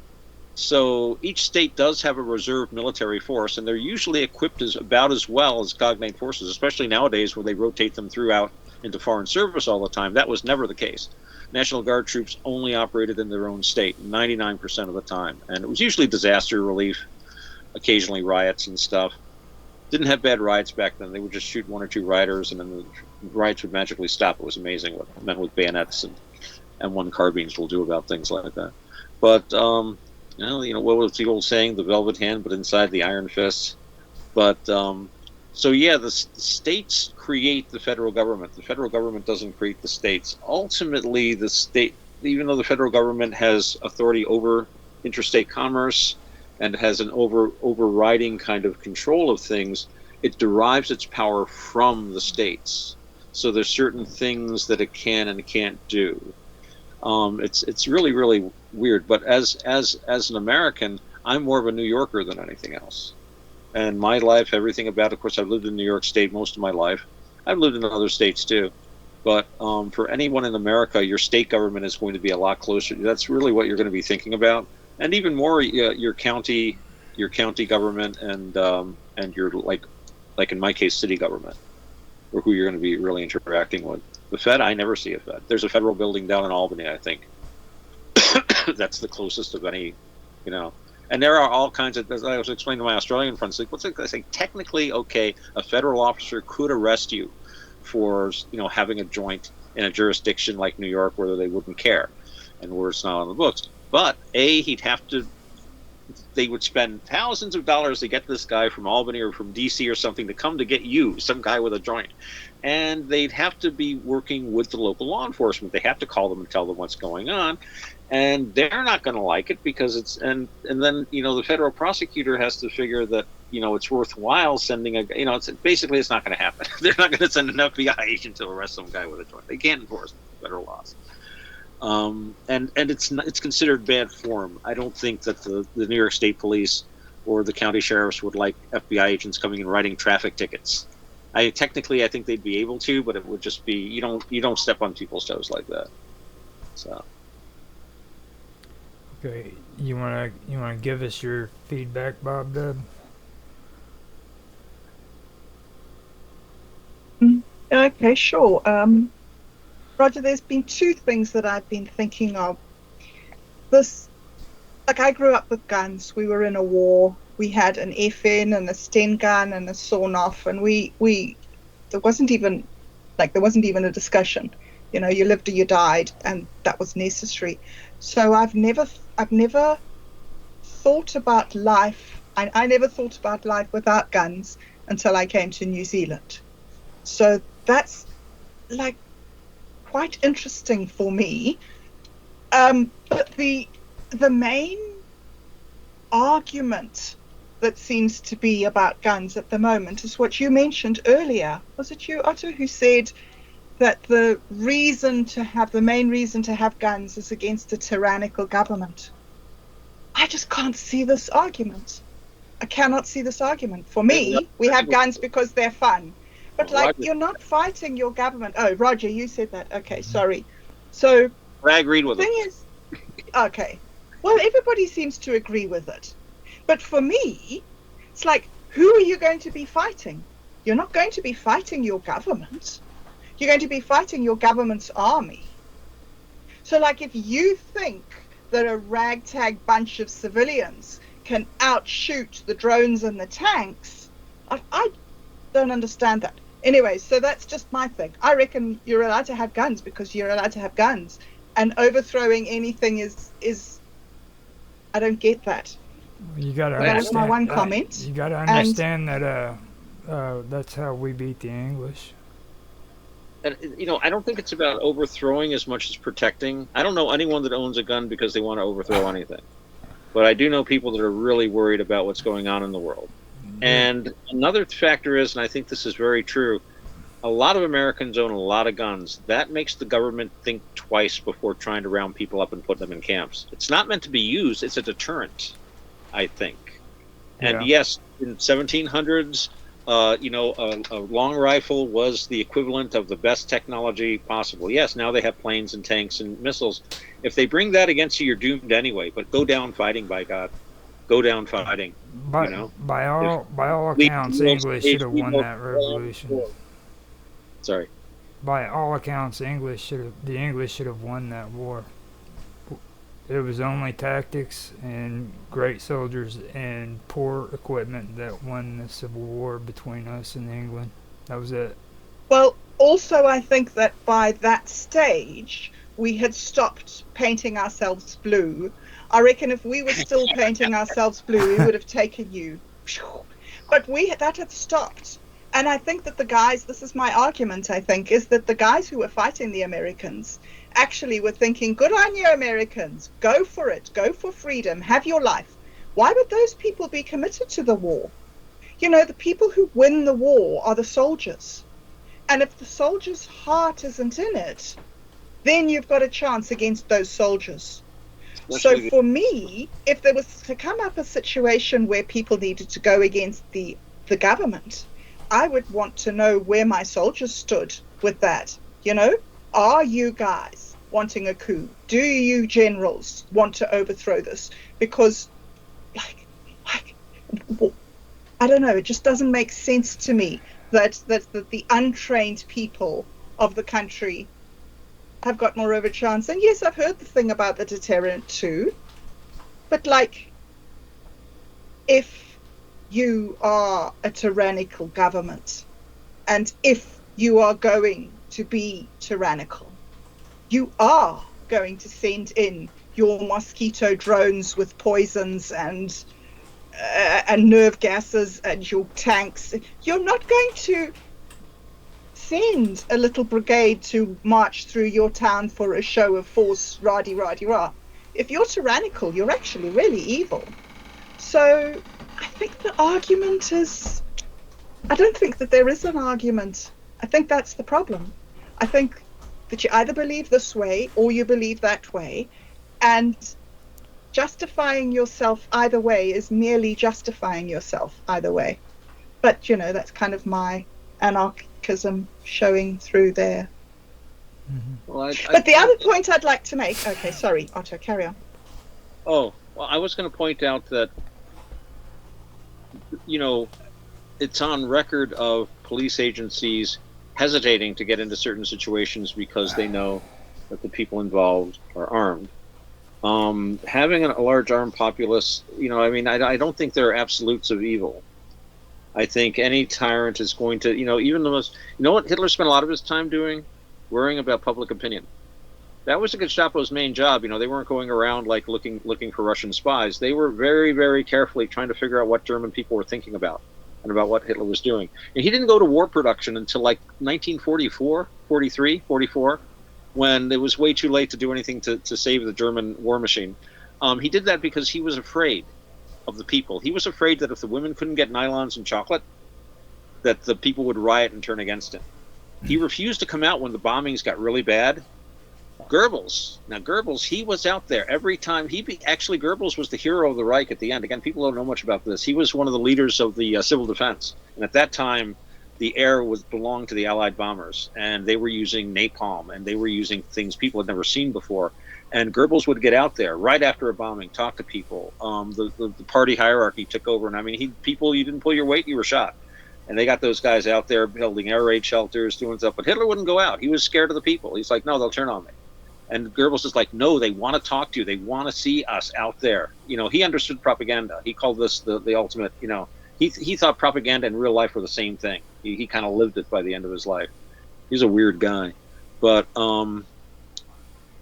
yeah, so it was, I don't know where I was going with that. I was just ranting, actually. But, it's true that the people do scare these guys. Okay, it's not, it's not Klaus Schwab going, I have you all. It's more like, people that are very unsure of themselves. And they really do worry. I don't really think that the German people would have rioted and overthrown Hitler, but he thought they might. He thought they might. And so, yeah, these guys sometimes can be more careful than we think. But I didn't mean to interrupt. You were going on about that. It's actually her responding to what you were saying. That was actually a good response to what she was saying, because it was off of your topic that she was supposed to be responding to, and I like what you said. So I'm glad you're keeping track, Roger. I really couldn't. Yeah, I know. I'm having a hard time doing it too. We're creating here. Today, you guys are like in rare form. You're on fire. So I'm having a hard time keeping up. So I believe that it's Mark's turn to respond to what you said. I'm not quite sure, isn't it, Mark? Actually, I've got no comments. I think Otto said everything that I've been thinking about. In fact, both of you, and Otto has said everything I've been thinking about. No, sorry, I have no response. See, that last part was actually pretty good comments too, because I'm like, you see, the reason why I'm pro-gun no matter what about this situation is the fact that, yeah, you look at like what Otto said about Adolf Hitler. Adolf Hitler was able to go into these towns and he was able to intimidate the citizens with his SS troops because they didn't have guns. Okay, if you know anything about the stories, they would frickin' antagonize the Jews. They would antagonize the frickin' gypsies. they'd round them up in trucks and take them out to a field, and then they would mass execute them and bury them in freaking huge holes. And nobody would ever know. And the reason why is because they were able to manipulate and make it to where they could take away the guns, they could take away everything that these people freaking thought, hey, we don't need these. We live in a civilized civilization. You know, we're civilized people. We don't need this stuff. Next thing you know, Adolf Hitler's taking power and people are dying. You know, I mean, that could easily happen today. And I find it insane that people have that mentality, that they think that we are so civilized we don't need guns. We don't need to uprise against a stronger power than ourselves, you know. When these soldiers have to go up against their brothers and their sisters and their nephews and their nieces and look them in the eyes and shoot them in the face because their freaking president told them to, that's when shit hits the fan. Is this stronger, more powerful military going to turn against their people for their government? And that's what it comes down to. Are you willing to frickin' put yourself out on the line with a weapon that is far more inferior than what's against you, so that those troops can look at you and say, I don't want to kill you? Because it's not other people from another country, it's our people in military fatigues. Will they freaking turn against their people for their government?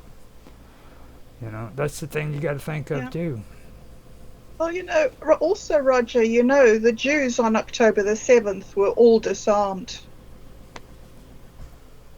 The people who came in against them were people who hated them at an individual level, and they weren't able to defend themselves against an invading group of people who came to do them harm, because the government had taken their guns, and then the government hadn't provided protection in the place of that. For me, looking at your situation in America and looking at the way your country is being infiltrated by hundreds of millions of working age, military age people from other cultures who aren't finding jobs in America, for me, that would be who I would need to be armed against. Who knows who they are?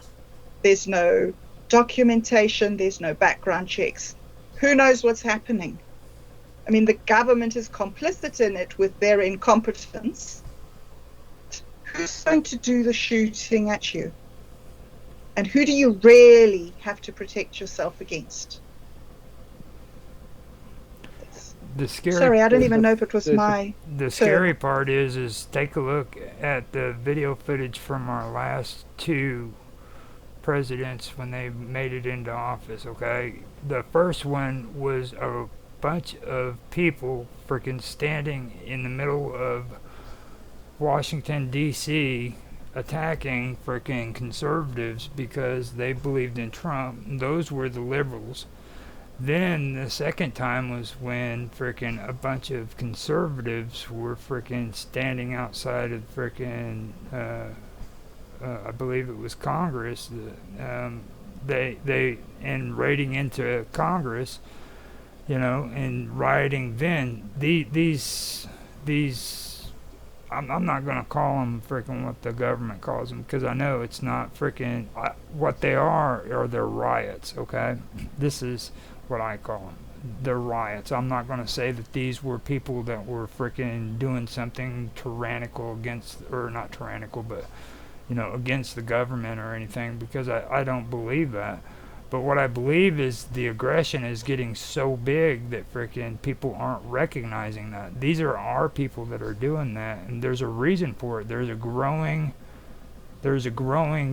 discontent for the government and what the government's doing. It doesn't matter if you're on the left or you're on the right. Every single person in this country has a problem with the way our government's doing things, and our government they're not wanting to listen.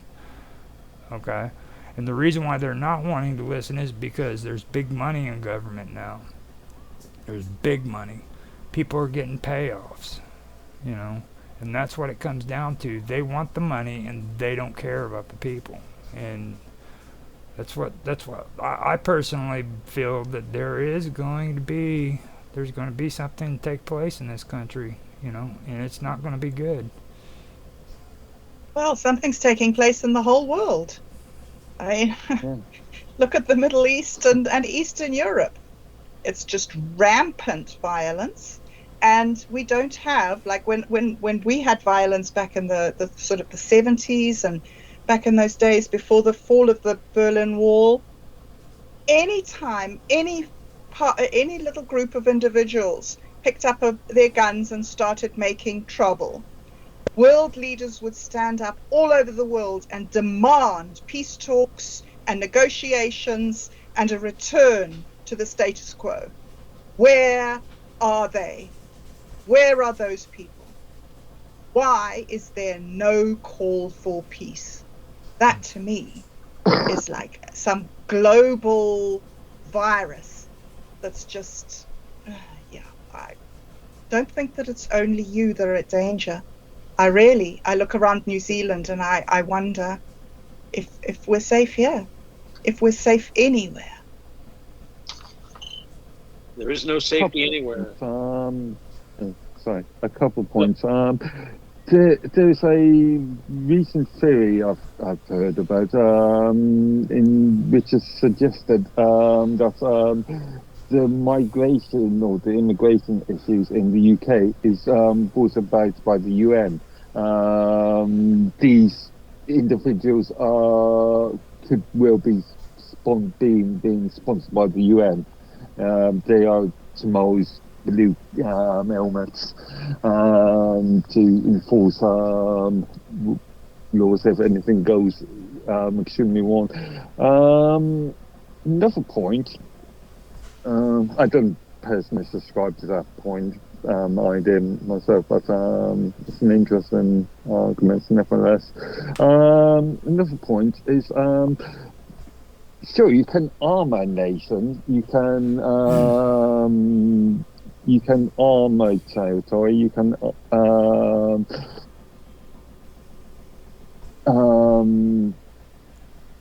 create authoritarian rules in a country that may not be of the populace interest. But if the populace are not going to be all that interested in actually defending themselves, then what's the point? I mean, we've seen this. We saw this with Australia during the COVID lockdowns. Where Justin, not Justin. What's her name? The Prime Minister of Australia at the time. Can't think. When she tried to Rudd, was it? restrict, Judd? right? Yeah. Rudd? Can't think.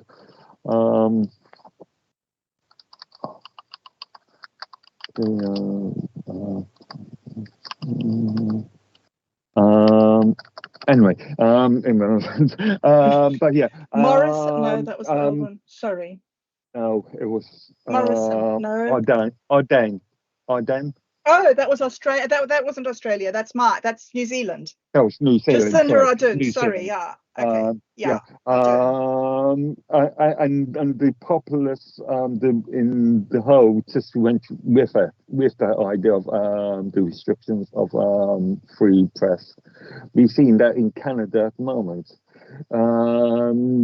You saw a subset of protesters with the truck issues in Canada, and the government, it is now being ruled on illegally violated the rights in relation to bank accounts. But at the time, you only had a very small subset of the population actually trying to fight for those freedoms. So if you've got a population that is compliant to these governmental rules, then you are just going to have a continuation of those issues. I thought that was fascinating during the lockdown here. The lockdowns here were driven by the people. The people were furious that the government hadn't done something about it by now. And so the government said, oh, okay, we'll do something. We'll lock down. So the people said, yes, yes, that's a good idea. I was amazed. Yeah, it's surprising what a little bit of fear tactics does to a population. Well, there's no army here, Mark. I don't know, there is some sort of army, but there isn't like an army. There's a small amount of sort of military people who do search and rescue and a bit of training over Ukraine and stuff like that. But if we were invaded by China, that would be over. It would be done. The people here say, that's okay, Australia will rescue us because we're really close to Australia. But yeah, there isn't, they don't have a fighting spirit. They don't stand up on their own recognizance. It's a very interesting society. Frightening, but interesting. Same as UK, I think. No, We need the blue. We need the woad back. Yes. That's what now, we need. Otto, do you have anything to say about any of that stuff? Well, it's just it occurs to me what I've often thought of when I hear Bob going on about the life in New Zealand and these New Zealanders, and we've talked before about that there is the pleasant side of being in a very civil, pleasant, very soft and marshmallowy kind of a society. It's nice and cozy, but then for somebody that's seen the wider world, and as we've said, something like a 20-year civil war would make them sit up and take notice. That might, just you'd be able to talk to them a little more sanely or something, just to give them a little. Especially when I heard that they don't like you to even have candles, much less campfires. And I burn a fire. It's intense. Everywhere around here, you can look out, and there's probably a dozen fires inside of people have campfires. They cook out here. All it's very. I've got a little metal fireplace thingy myself that I use. I use it to clean my clay pipes, which is interesting. I learned a lot about clay pipes. They used to tell us that they would break off the tips so you could have like a fresh smoke each time. Like nonsense, they never did that. What they do is they put them in a special rack in the fireplace every night, and it just cooks all the tobacco resins and stuff out of it, and you've got a nice clean smoke the next day. So yeah, I bet that'd be probably illegal to clean your clay tobacco pipes on an open fire in your backyard in New Zealand. Well, they were trying to make it illegal to have cigarettes at all. So yeah. Anyway, it's fascinating, the balance between the coziness and you're right, the marshmallowiness. I like marshmallows too, but not all the time. Not for breakfast. Yeah. Yeah. Yeah.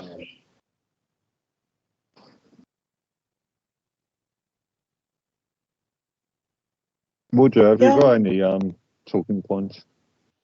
Or have you got any feedback on that one? He's maybe had to step out. We should just carry on, hey? Maybe. So, yeah. Do you know, there was another point that I was going to make a little bit earlier that it sort of slipped my mind. And that was when you were talking about the federal government in America. And I was thinking about how, for my understanding of it, is that it's just extreme centralization. And that by having these extremely centralized power structures, you remove the responsibility so far from the individual groups of people that the people no longer control the money of their country.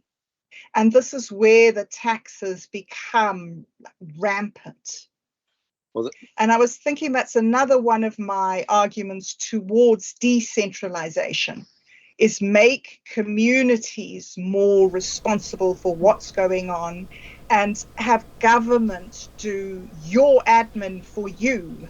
I just right. feel there's a really important place for government in the world. But I don't think the chain of command is really, I don't know, working, can I say, like it did, say, 200 years ago. Well, it was a much different chain 200 years ago.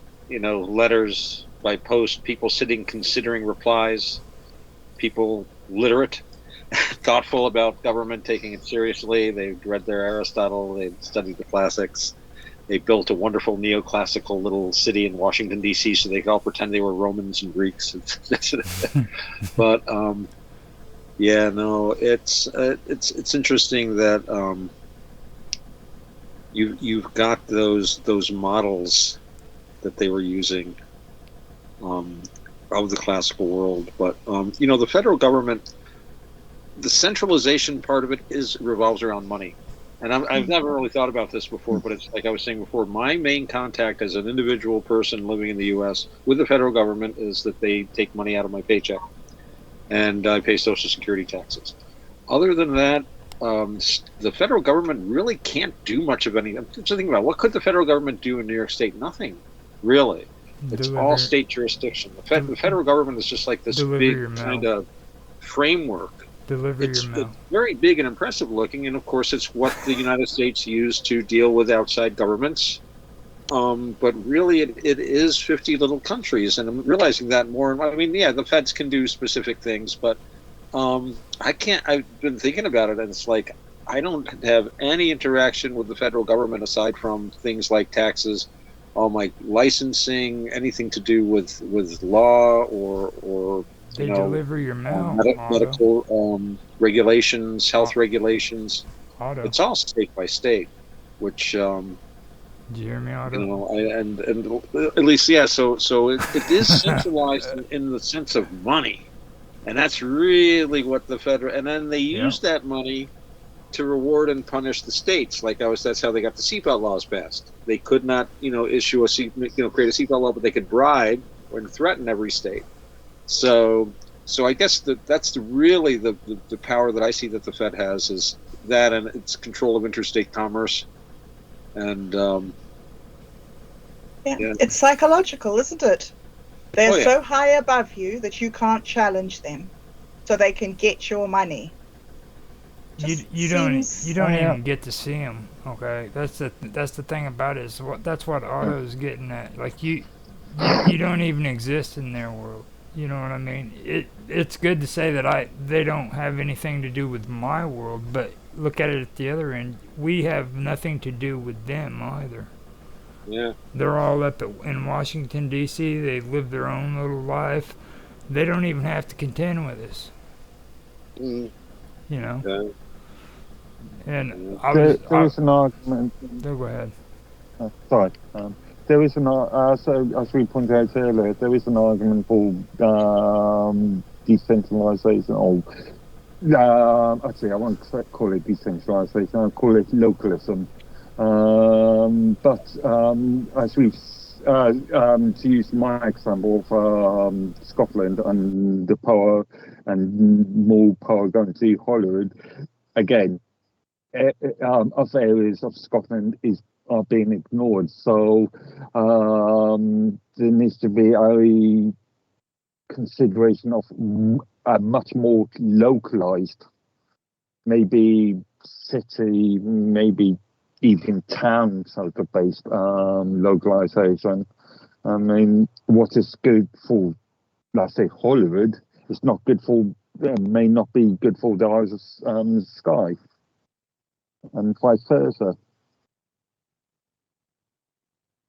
And I think this comes back again to what I was asking you earlier about the balance between the individual and the group.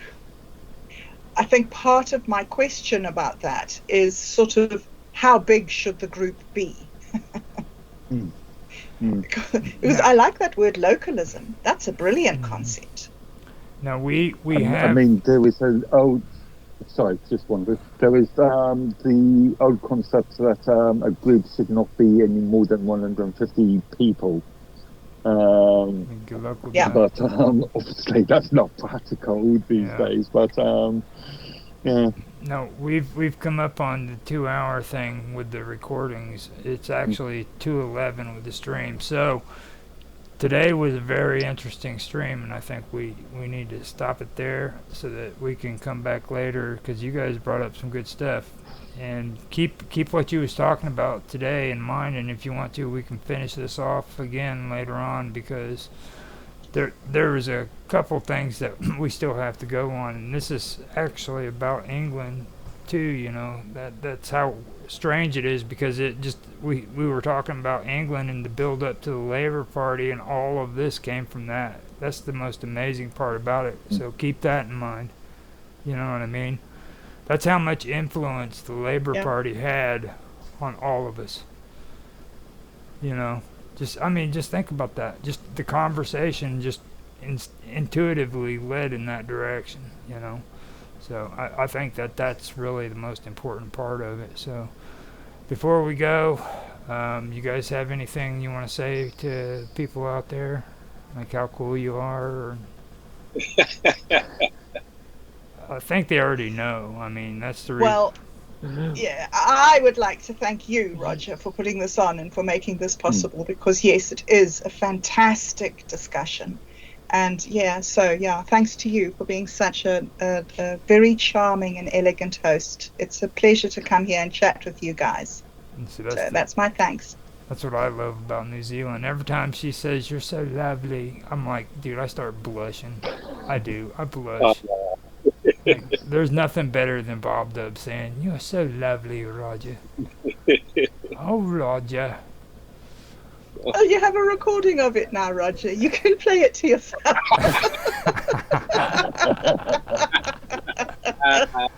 What about Oh, you? What about you two? You okay? Or you want to say you two want to say something? I mean, Oh, well, thanks everyone for being here, and especially let's thank young Sir Reginald de Wessex, who has been sleeping nicely behind Yes. Bob. It's been a he's very loving important it. mascot for us the whole time. Yeah, he has. I think that's. I'm amazed. I think he was there the whole time with us. So, Yeah, he was. oh, Sir Reg, what a good boy. Uh, but thanks everyone for being here. Glad I was able to make it. It kind of slipped my mind, and I was out. I had to go and visit my mom, and then I went to the store and I saw some people, and wacky traffic, this, that. Got here. I looked at my phone, and Bob was like, "Were you going to do that?" I'm like, what time? Oh, okay, quick, send me a link. And it came in running around, so just in time. Yeah. Well, just to let you know too, it wasn't that I got anxious either, Bob. What it was is I was an idiot, and like Mark's trying to tell me I need a calendar because I do need a calendar because I freaking got the time mixed up. I started setting everything up for 5 o'clock when it was actually 6 o'clock. Oh. And I know that now because like Otto especially started going through the same routine he did last week. It was the same thing down to the T, and then the clincher was when freaking Bob Dub said she's gonna go get some chai, and I remembered I brought it up to her last week. So that's like, oh, that was me. I messed up. So you weren't late. I was early. Well, it was lovely being early with you, Roger. Thank you. Now, what about you, Mark? Again, I just want to reiterate, it's been an interesting conversation, and yeah, it's been fun.